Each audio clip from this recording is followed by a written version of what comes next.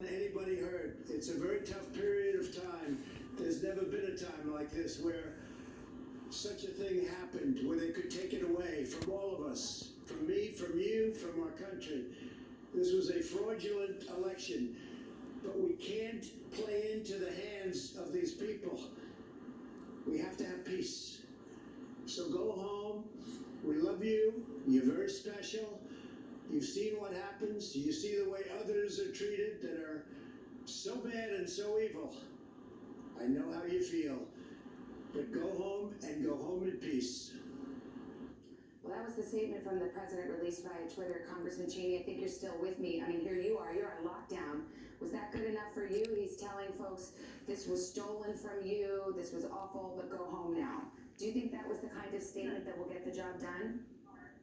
Look, the President of the United States should have, before now, made clear that he wasn't going to countenance any kind of attack or violent activity like this. And, it is good that he's asked people to go home, but what has happened today is unprecedented in American history. And when you have violent mobs storming the floor of the House of Representatives and the floor of the United States Senate, and the President's response is to say that he loves those people. It is absolutely counter to the Constitution and counter to the peaceful transition of power and the values on which this republic was built. We have oaths that we have taken the Constitution, and we got to uphold those oaths. And Congressman, I mean, even more than that, I mean, yes, I hear what you're saying, but is it going to get the job done? In other words, is he talking out of both sides of his mouth? He's saying, go home, but you were robbed. You have every right to be angry. This was a fraud. This was stolen. I mean, it's he's doing two things at once. And the goal here, I think, of this statement, I think what those of you in lockdown right now who would like to get about your business and go on with your day, there's one goal, which is get this thing under control and get the mob out of there. Look, there's no question about that, Savannah. We have very deep and clear political differences in this country, but we don't resolve those differences by mob violence. And it doesn't matter what side of those issues you stand on.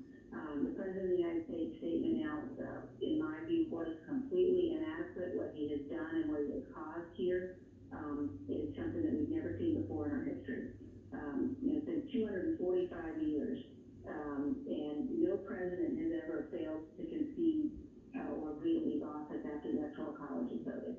And I think what we're seeing today is a result of that, a result of convincing people that somehow Congress was going to overturn the results of this election, a result of suggesting that he wouldn't leave office.